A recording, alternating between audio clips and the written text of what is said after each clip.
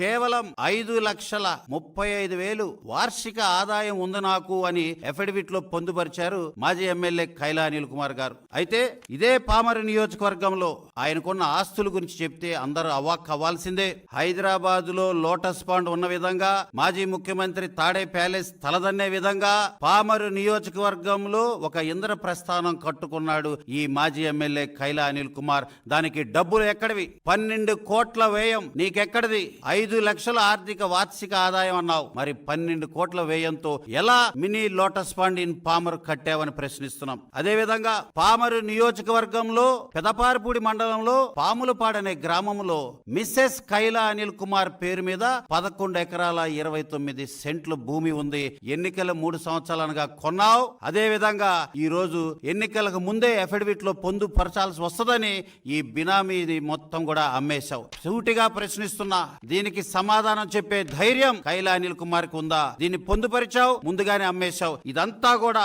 పెద్దిరెడ్డి రామచంద్రారెడ్డి బినామీ కాబట్టి ఆయన డబ్బులతో ఈ భాగవతం జరిగిందని నేను తెలియజేస్తున్నా. అంతేకాదు, ఇవి కూడా చూడండి. ఆయన అఫిడవిట్ లో రీసెంట్ ఎన్నికల్లో ఆయన అఫిడవిట్ లో పొందుపరిచింది మల్లవల్లి బాపులపాడు మండలం మల్లవల్లి గ్రామంలో సర్వే నంబర్ 197/6లో ఆయన బ్రహ్మాండమైన స్థలం కొనుక్కున్నాడు. దానికి డబ్బులు ఎక్కడివి? అదే విధంగా హైదరాబాద్ లో కూడా పొలాలు కొన్నాడు, 308 సర్వే నంబర్. వీటన్నిటికీ ఈయనకి డబ్బులు ఎక్కడే అని చెప్పి కూడా మేము ప్రశ్నిస్తున్నాం. అంతేకాదు, ఇదిగోండి 2005లో నాకు 2 వీలర్ ఉంది అని చెప్పిన ఇతనికి ఈ రోజు 4 ఫార్చునర్ కార్లు హైదరాబాద్ లో, ఇక్కడ కేవలం పామర్లో లోటస్ పాండే కాదు, ఇతనికి విజయవాడలో, హైదరాబాద్ లో, బెంగళూరులో, అదే విధంగా హనుమాన్ జంక్షన్ బాపులపాడులో కూడా బ్రహ్మాండమైన ఇల్లులు ఉన్నాయని కూడా మీకు తెలియజేస్తున్నా. ఈ రోజు కైలా అనిల్ కుమార్ గారికి ఏమన్నా ధైర్యం ఉంటే దీనికి సమాధానం చెప్పాలి అని కూడా నేను తెలియజేస్తున్నా. లేని పక్షంలో ఈ రోజు సిబిసిఐడి ఎంక్వైరీ జరుగుతుంది. ఈ సిబిసిఐడి ఎంక్వైరీ నేను ప్రభుత్వాన్ని విజ్ఞప్తి చేసేది పామరు నియోజకవర్గంలో కైలా అనిల్ కుమార్ పైన కూడా